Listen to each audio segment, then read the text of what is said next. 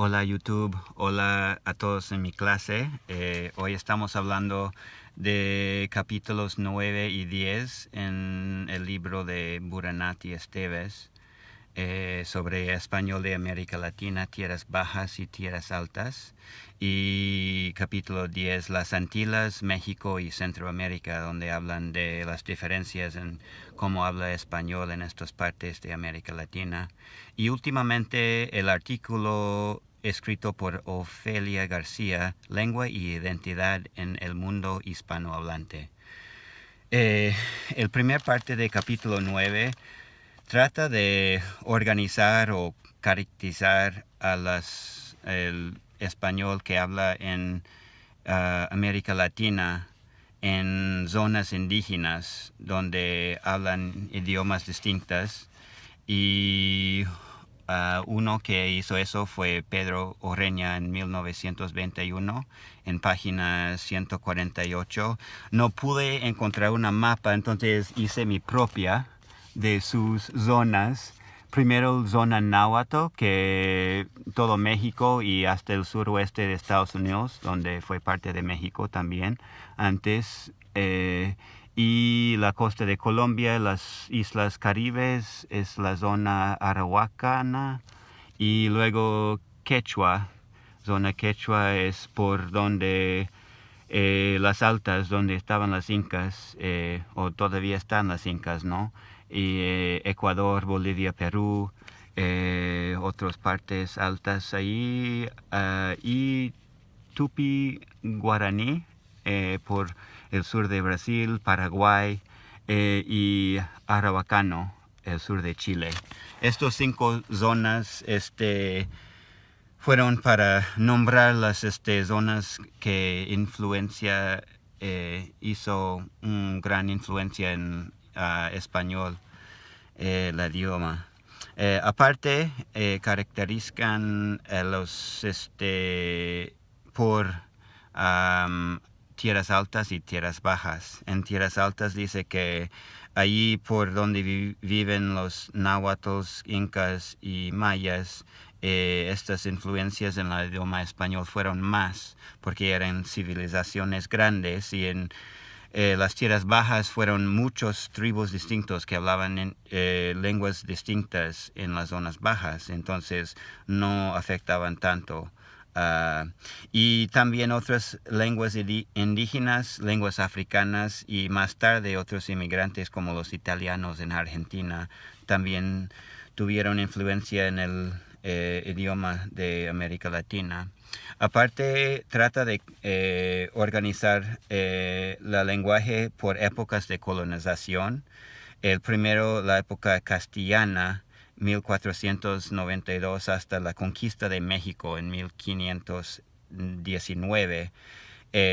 Luego, con la conquista de México, los españoles avanzaron más en el interior, y así la influencia de náhuatl, maya, y en el sur, más en el sur con los incas, fueron más. Y luego época 3, entre como cuando empezaron las guerras de independencia con España en toda América Latina, hasta que termina el siglo XIX. Luego, la última época actual, es entre las guerras de independencia con España y hoy en día.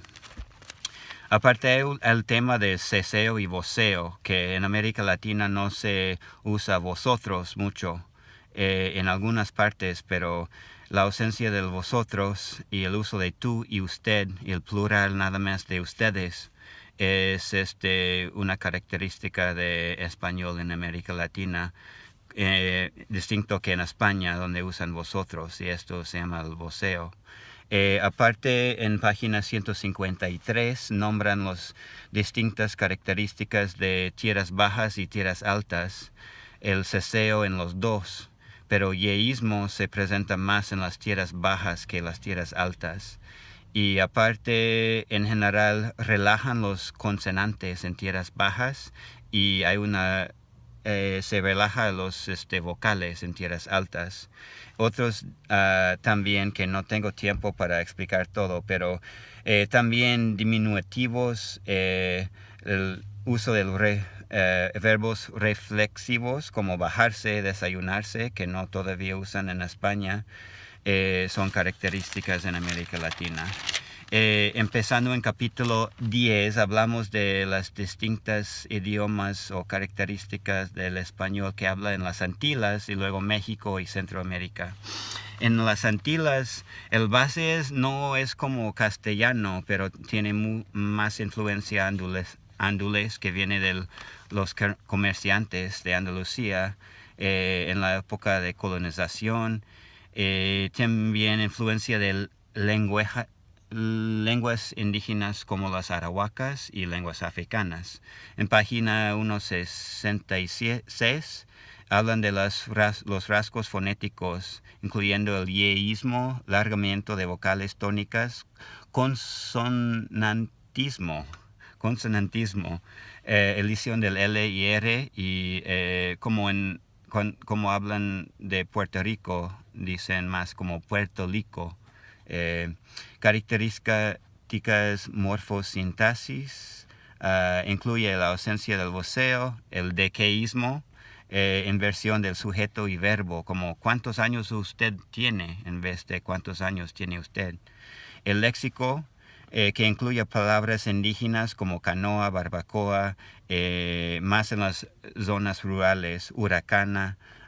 Página 169, palabras africanas también, banana, bachata, merengue. Y página 170, más recientemente, anglicismos, smoking, aparquear, ok y all right. Son anglicismos. En México trata de clasificar los idiomas en zonas también: chilanga, norteña, yucateca, veracruzana o costeña, Oaxaca y partes noroestes. Tiene influencia indígena en la fonología, como prefiere el R de R y el yeísmo. También de morfosintaxis, usan usted en vez de tú a veces, más que nada como tú es nada más para familiares y amigos muy íntimos. Y dicen no más en vez de solamente, o mero, como estamos en el mero capital, en vez de mismo. Aparte el léxico, tenemos palabras náhuatl y también en maya como coyote, guajolote, chapulín, y mexicanismos. Mande quiere decir que, o para decirlo otra vez, ¿no? Mande, o órale, híjole, ándale, o palabras como chamaco, cuate, güero, naco, tocayo. Y se ve en la canción de Café Tacuba que voy a presentar en mi discursión. Pero una canción que nombra muchas palabras empezando con che, como chamaco, cuate, o charrola, chambeando. Se escucha mucho esto en el DF de México. Verbos que terminan con EAR, como chaquetear, que quiere decir traicionar, y plática quiere decir decir. Hablar quiere decir llamar por teléfono. En Centroamérica, un poco de la historia que fue parte de México después de la independencia con España, pero en 1823 formaron la Federación Centroamericana. Y luego características en común en estos países: todos vocean a veces. Influencia indígena, depende de los indígenas en las zonas, pero hablantes garífunas, que son africana con arahuaca, y diferencias entre el campo y la ciudad. Y en la fonología, aparte de similares con España y toda América Latina y Antilla y caribeña, Centroamérica tiene unas peculiaridades que habla sobre esto una lista en página 177. nada más para hablar sobre la lengua e identidad en el mundo hispanohablante por Ofelia García. Habla mucho de la identidad y la idioma. Habla de cómo es posible que en Estados Unidos hay una jerarquía en los idiomas como que afectan a los estudiantes en nuestras clases. Es una historia que presenta por qué tenemos esta jerarquía y también en América Latina.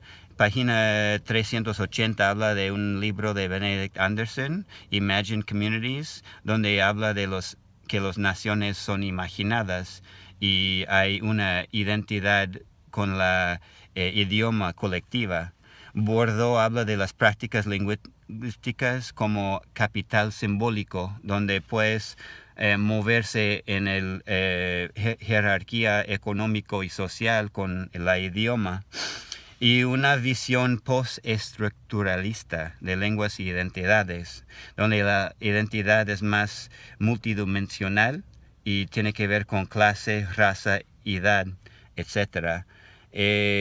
También lo que pasa en América Latina es que están empezando, o ya empezó desde antes, que la lengua inglés es más un idioma imperio y los que hablan español son los mestizos subordinados.